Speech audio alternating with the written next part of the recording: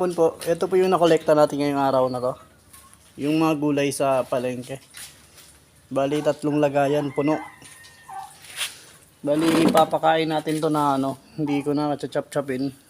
Kasi mabilis mabulok kapag hinihiwa natin.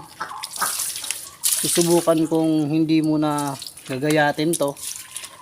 Papakain sa kanila kasi malaki naman na sila eh. Tsaka sobrang dami po.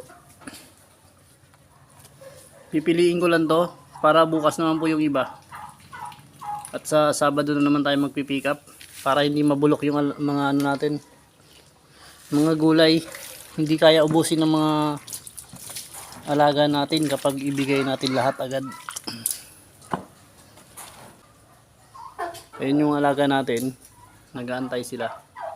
Puhugasan ko lang tsaka ilalagay ko na to sa pakainan nila para makamagmerienda na sila. Ayun na po yung pamerienda natin sa ating mga alaga. Ayan na, umpisa na sila. Ayan po yung nangingitlog yung ating mga manok. Ayan na. Napansin ko kasi kapag ginagayat, mabilis mabulok.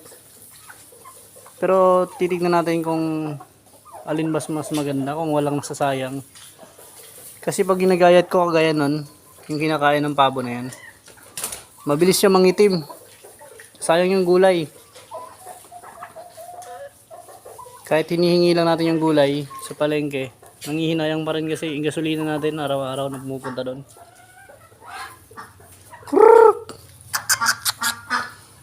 Ayan po oh. Ayan yung kinakahig ng pabo. Ayan yung gulay ng mga ginagayat ko. Sayang lang. Eh yan, kaya naman nilang kainin.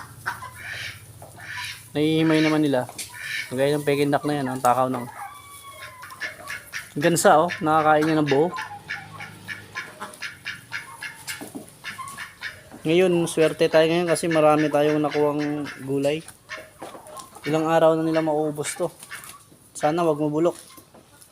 Kaya hugasan ka mabuti para hindi siya mabulok. Tsaka magbibigay ako doon sa kabila ng pagkain. Pagkain ng manok nila mama. Mga heritage chicken nila pinapakain namin ng gulay. Para maging healthy rin. Marami pong mga ano doon. Itlog na brown. Pinambibenta namin. Para makatipid sa feed sila, bibigyan ko ng gulay. Ayan yung mga barako natin. Ayan, masisipag na mangitlog yung mga pabo natin ngayon.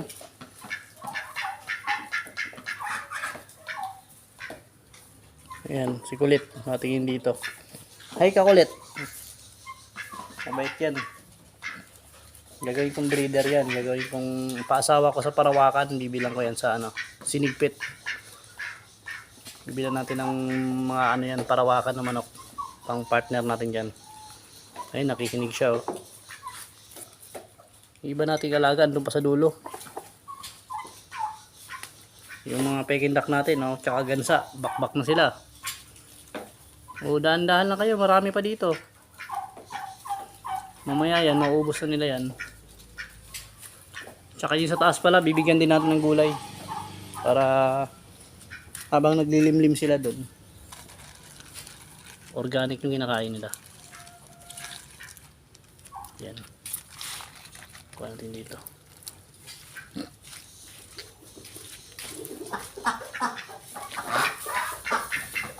May ano, yung buntot ng pekindak may itim. Nilagyan ng langis. Dito may naglilimlim ata dito ano. May nangingitlog na pabo dito. Ayun oh. Kahapon wala pa yan, ngayon meron na. Marami kasi ngayon paitlogan dito kaya masipag sila mangitlog. Ayun sa ilalim mga bagong gawa natin paitlogan. May laman din yan. Tsaka isa yung pabo natin oh. Naglilimlim na din. Tsaka may dalawa tayong pabo dito na naglilimlim. Ayun, silang dalawa. Pinaghiwalay ko ng itlogan ng limliman nila kasi yung isang itlogan nila, yun lang pinupuntahan nila. Ayan yung mga natin, masipag natin lilimlim. Yung bawat isang pabo, nasa 20 peraso yung itlog na nilimliman. Di dalawa sila, di 40. Sana mapisa lahat. Ayan si kulit oh, panay sunod dito. Mabait yan. Baka na dito. Pag nakaluwag-luwag tayo, bibili tayo ng hybrid na pabo. Pang crossbreed natin dito sa ating mga alagang native. Ayan lang yung mga alaga ko, konti lang. Nagbabawas kasi ako ng manok. I-out na natin itong mga alaga nating manok na iba. Na mga heritage. Papalitan natin ng native na parawakan. Pangkarne. Hindi na pampaitlog. Ayan na. Tuwan-tuwa yung ating mga alaga. Kain na kain. Titignan natin kung may itlog din dito. May nakatambay dito kanina eh. Wala pa. Kaka-harvest ko lang kahapon dito eh. May dumi meron. Ayan. Malaking manok din yan. Ba't kayo nihingal, beshi? Dito sa ilalim nakatago. Ayun yung mga ano natin. Ito Jersey Giant.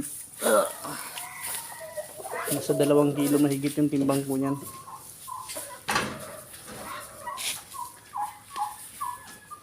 Labas na muna tayo. Maghahakot kami ngayon ng dayami. Para mapuno natin dayami dito. Makapag-stock pa tayo. Pati kasi dyan lalagyan ko ng dayami ng palay. Para hindi na magputik. Puputik kasi dito pag maulan. Yung ating mga alaga, kumakain na sila ng gulay. Ayan na, kinakahig-kahig pa ng ating pabo. Ito mabait na nating manok. Laging nakadikit dito. Ito yung mga gulay nila. Ilipat natin itong mga gulay para hindi magkalat. Ayan yung merienda nating alaga. Tapos kumain na sila ng feeds. Yung sa binibila natin ng murang feeds, sa ngayon wala pa rin. Naubusan daw sila. Sana magkaroon na ulit para makabili tayo pang stock natin. Kasi itong lemon juice natin, calamansi juice pala. Sorry. Pinapainom natin sa ating mga alaga yan para mawala yung halak nila, yung sipon. Ito kaunti pa lang yung alaga natin, iilan pa lang. Pero next year nito, kapag pinalad, dadami rin to. Pag napisa lahat yung 50 peraso na itlog na naglilimlim ngayon, 3 pabo natin naglilimlim. Nasa 50 perasong itlog nila. Pinaghati-hati ko lang para mapisa lahat. Ito yung nag-iisa nating gansa. Hindi ko alam kung anong gender nito eh. Pero pagkapag lalaki yan, bibilan natin ng inahin, 2 yan. Tsaka gansa, tsaka pabo. Yun yung paparamihin natin dito. Kasi medyo maluwang naman yung backyard natin dito. Pwede natin i-open papunta sa kabila. Paikot yan doon. Pag marami na tayong alaga. Tapos yung dito, magiging bahay niya dito. Dito sila matutulog. Diyan sa taas. Ito, nakikinig lang sa pag-vlog natin. Suportahan yung pag-vlog namin para mamimigay tayo ng sisiw ng pabo kapag marami na tayong alaga. Uy, may itlog na naman. Ito yung itlog ng pabo natin. Pangalawang itlog niya. Tsaka ito, native na manok. Yung mga ganyang itlog na pang native, tsaka heritage chicken, binibenta ko po 12 peraso. Binibenta ko 100. Para pandagdag sa pagkain ng ating alaga. Para hindi tayo nahihirapan. Ito yung ating pakainan. Hindi naubusan ng laman yan. Lagi kong nilalagyan yung pagkain nila para mataba sila. Ito si Kulit. Ano Kulit? Laki ng tibalunan niya. Aray ko! Ba't namumurot ka? Tanggalan kaya kita ng liig. Sigang-siga ka dyan. Meron kami ditong tandang na kumakain ng itlog. Hindi ko pa alam kung saan dito. Kasi nakikita ko lagi kapag hindi ko na-harvest yung itlog, wala na. Binubutas na yung itlog. Kaya kailangan laging na-harvest yung itlog ng ating mga native na manok. Hindi tayo makapagparami ng native na manok dito. Magbabawas ako ng tandang dito. Ititira ko 2 lang. Ito yung pipiliin natin. Saka yung dilaw. Yun. Yung dilaw na yun. Laking bulas din yan. Ito na muna yung vlog natin. Salamat po. Happy farming!